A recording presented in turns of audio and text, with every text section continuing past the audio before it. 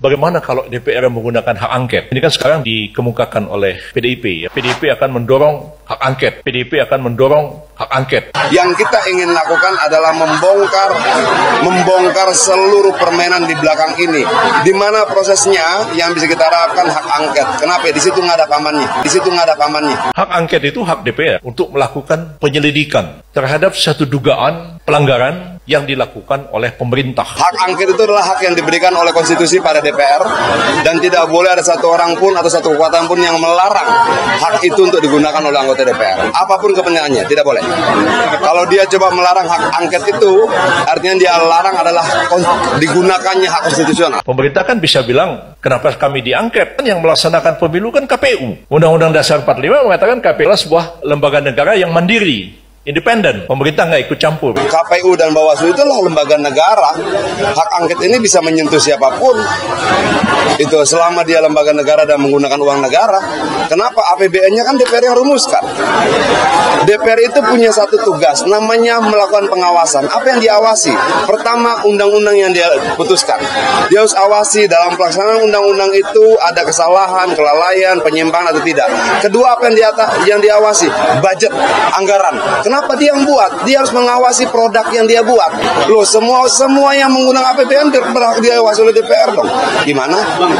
Masa kita buat APBN lalu kita cuek-cuek aja? Apalagi yang sekarang nih, yang paling menarik menurut saya itu adalah temuan Bawaslu. Terdapat lebih dari 2.000 kasus yang berupa intimidasi. Itu artinya banyak. Tapi bisa aja DPR melakukan investigasi. Presiden ada cawe-cawe nggak? Misalnya begitu kan? Ada cawe-cawe apa enggak? Silakan aja diselidiki. Kecurangan itu kan rakyat sudah melihat sedemikian vulgarnya tuh.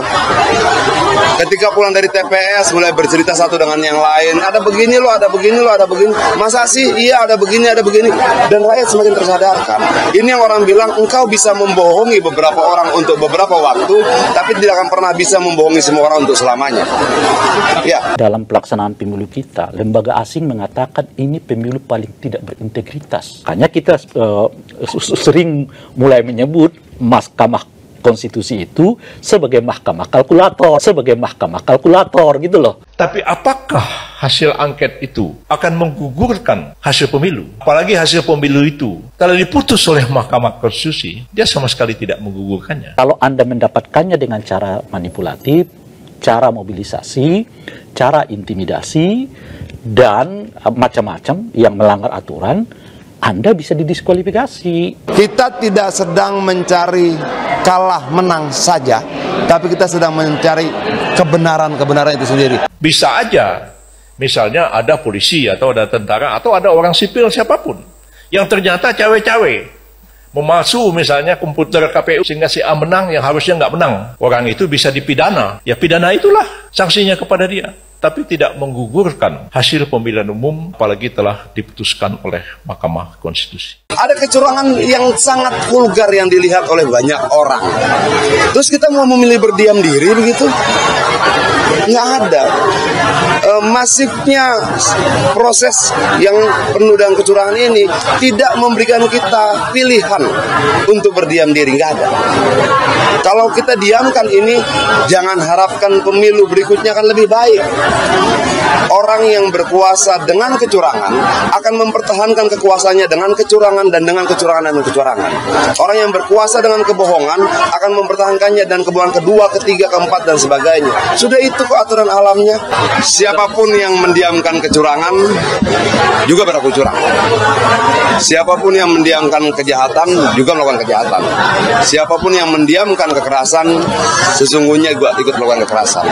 Artinya kesadaran ini mulai nampak di seluruh rakyat kita, pendukung 01 dan 03. Di bawah kita sudah mulai komunikasi, kita sudah mulai ketemu.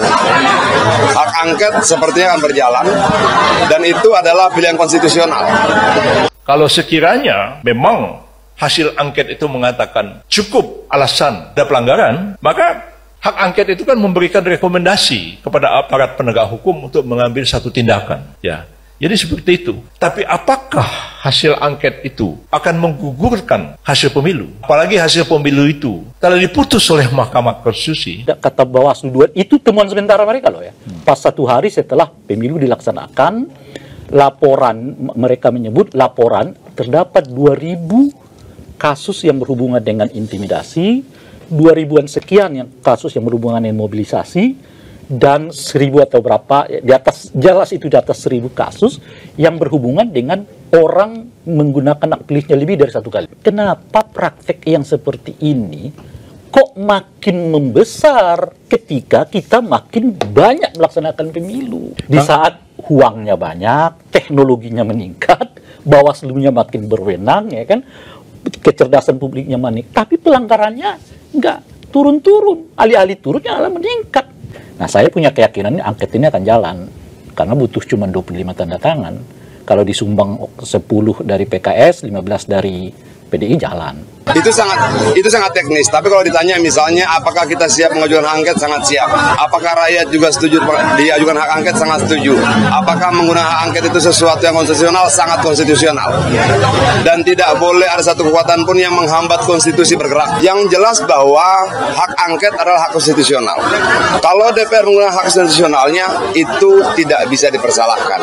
Bagaimana masing-masing orang di setiap partai berkomunikasi, saya percaya pada komunikasi sudah dibangun dalam kerjasama antar partai. Dewan Pengarah Tim Kampanye Nasional atau TKN Prabowo Subianto Gibran Raka Buming Raka, sekaligus pakar hukum tata negara Yusril Iza Mahendra, mengatakan penggunaan hak angket DPR akan membawa negara ini dalam ketidakpastian. Hak angket yang kini diusulkan untuk menyelidiki dugaan kecurangan pemilu presiden atau Pilpres 2024, kata Yusril, berpotensi menimbulkan chaos atau kekacauan. Penggunaan angket dapat membuat perselisihan hasil Pilpres berlarut-larut tanpa kejelasan kapan akan berakhir, kata Yusril saat dimintai konfirmasi pada Kamis 22 Februari 2024. Menurut Yusril, pihak yang kalah Pilpres seharusnya mencari penyelesaian ke Mahkamah Konstitusi atau MK, bukan dengan menggunakan hak angket di DPR. Dia menyebut, hak angket DPR tidak dapat digunakan untuk menyelidiki dugaan kecurangan pemilu 2024 oleh pihak yang kalah Pilpres. Apakah hak angket dapat digunakan untuk menyelidiki dugaan kecurangan dalam pemilu? Dalam hal ini Pilpres, oleh pihak yang kalah? Pada hemat saya, tidak. Karena Undang-Undang Dasar RI 1945 telah memberikan pengaturan khusus terhadap perselisihan hasil pemilu yang harus diselesaikan melalui Mahkamah Konstitusi, ujarnya. Berdasarkan pasal 24C Undang-Undang Dasar NRI 1945, kata Yusril, salah satu kewenangan MK yakni mengadili perselisihan hasil pemilu, dalam hal ini Pilpres, pada tingkat pertama dan terakhir. Putusan MK bersifat final dan mengikat. Menurut dia, para perumus amandemen Undang-Undang Dasar Negara Republik Indonesia 1945 telah memikirkan bagaimana cara yang paling singkat dan efektif untuk menyelesaikan perselisihan hasil pemilu, yakni melalui MK. Hal ini dimaksudkan agar perselisihan itu segera berakhir dan diselesaikan melalui badan peradilan, sehingga tidak menimbulkan kekosongan kekuasaan jika pelantikan presiden baru tertunda karena perselisihan yang terus berlanjut. Yusril mengatakan, putusan MK dalam mengadili sengketa Pilpres 2024 akan menciptakan kepastian hukum. Oleh karena itu, saya berpendapat, jika Undang-Undang Dasar Negara Republik Indonesia 1945 telah secara spesifik menegaskan dan mengatur penyelesaian perselisihan Pilpres melalui MK, maka penggunaan angket untuk menyelesaikan perselisihan tersebut tidak dapat digunakan, kata Yusril. Hasil angket pun hanya berbentuk rekomendasi atau paling jauh adalah pernyataan pendapat DPR, jelas dia. Mantan Menteri Sekretaris Negara itu juga menyinggung perihal wacana pemakzulan Presiden Joko Widodo yang belum lama ini bergulir. Dia menduga Wacana penggunaan hak angket DPR merupakan upaya untuk memakzulkan kepala negara. Kalau niatnya mau memakzulkan Jokowi, hal itu akan membawa negara ini ke dalam jurang kehancuran. Proses pemakzulan itu memakan waktu relatif panjang, dimulai dengan angket seperti mereka rencanakan dan diakhiri dengan pernyataan pendapat DPR bahwa Presiden telah melanggar ketentuan yang diatur dalam pasal 7B Undang-Undang Dasar 45, kata Yusril. Yusril melanjutkan, wacana pemakzulan terhadap Presiden juga harus melalui persetujuan MK. Jika MK setuju dengan DPR, maka DPR harus menyampaikan permintaan pemakzulan kepada MPR. Dari situ, MPR akan memutuskan setuju atau tidak setuju. Proses ini akan berlangsung berbulan-bulan lamanya. Dan saya yakin akan melampaui tanggal 20 Oktober 2024 saat jabatan Jokowi berakhir, kata Yusril. Kalau 20 Oktober 2024 itu Presiden baru belum dilantik, maka negara ini berada dalam vakum kekuasaan yang membahayakan. Apakah mereka mau melakukan hal seperti itu? Saya kira negara harus diselamatkan, tutur Ketua Umum Partai Bulan Bintang atau PBB itu. Adapun wacana penggunaan hak angket untuk mengusut dugaan kecurangan pemilu pertama kali diungkap oleh kubu pasangan calon presiden dan wakil presiden nomor urut 3, Ganjar Pranowo Mahfud MD. Ganjar mendorong dua partai politik pengusungnya, PDIP dan Partai Persatuan Pembangunan atau P3, menggunakan hak angket. Karena menurutnya DPR tidak boleh diam dengan dugaan kecurangan yang menurutnya sudah telanjang. Dalam hal ini, DPR dapat memanggil pejabat negara yang mengetahui praktik kecurangan tersebut, termasuk meminta pertanggungjawaban KPU atau Komisi Pemilihan Umum dan Bawaslu atau Badan Pengawas Pemilu selaku penyelenggara pemilu, kata Ganjar dalam keterangannya pada Senin 19 Februari 2024. Gayung bersambut, calon presiden nomor urut 1 Anies Baswedan menyatakan partai politik pengusungnya juga siap untuk menggulirkan hak angket. 3 parpol pengusung Anies Muhaimin adalah Partai Nasdem, Partai Kebangkitan Bangsa, dan Partai Keadilan Sejahtera.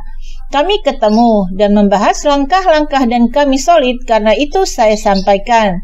Ketika inisiatif hak angket itu dilakukan, maka 3 partai ini siap ikut, ujarnya saat ditemui di kantor THN Anies Muhaimin, Mampang Perapatan, Jakarta Selatan, pada Selasa 20 Februari 2024. Sementara itu, politikus PDIP Adian Napitupulu berharap dugaan kecurangan pemilihan presiden atau Pilpres 2024 akan terbongkar melalui hak angket yang akan digulirkan di DPR. Sebab Adian menyindir bahwa di DPR tidak ada sosok paman yang akan menghalangi proses pengungkapan kecurangan melalui hak angket.